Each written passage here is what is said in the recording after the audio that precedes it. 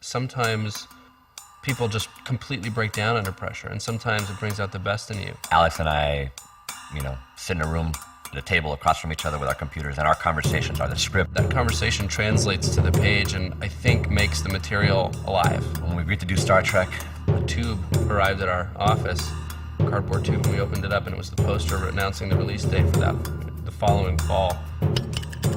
like we haven't even opened our computers and there's a poster.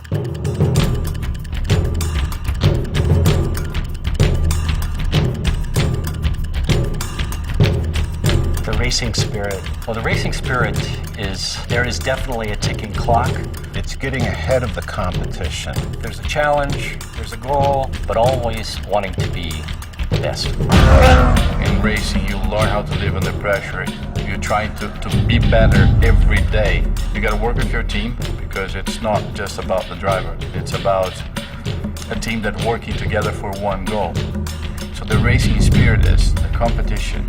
You overcome every single challenge that you face. You have no fear.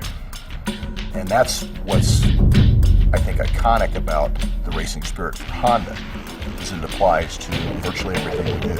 The racing spirit is about unleashing power.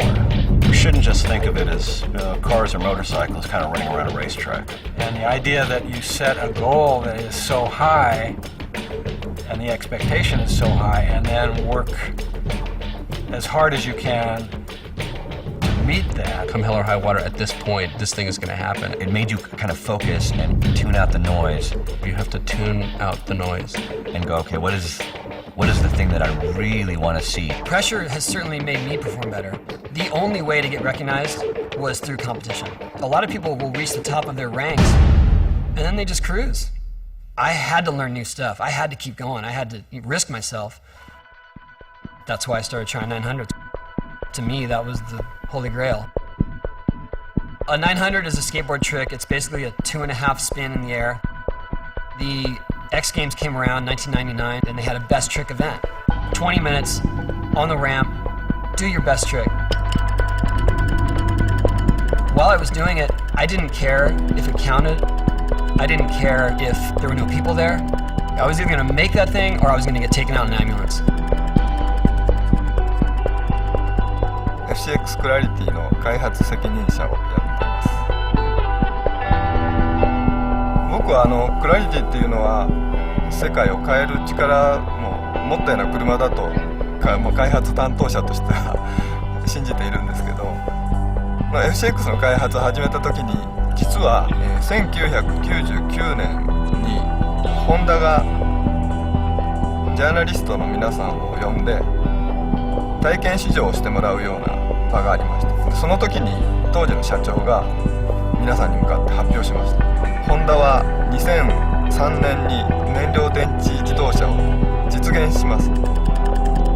ちょっと思ったのはきっとどこかに私の知らない別のチームがあって開発してるんじゃないかと思ったくらい、でも実際は自分たちのプロジェクトで。I think that's what separates the people who succeed and the people who don't. Those who can really do it when it absolutely counts and pull it out when it seems like all odds are against you. I didn't believe I had made it until I saw everyone rushing around. That's when I realized that it's done. I can't believe it. その世界で初めて実現する技術とか車ってことはものすごくチャレンジングな目標です。それを達成できました、最終的に。で、そこがすごく感動的な成功体験ですね、その時が。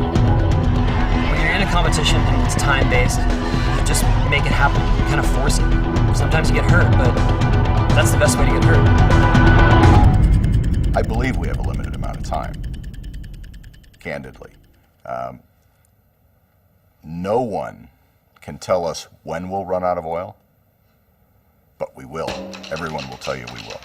We don't want to be in a position where it's, we run out and then we have no idea what to do. What we want to do is start thinking proactively, like how do we do this?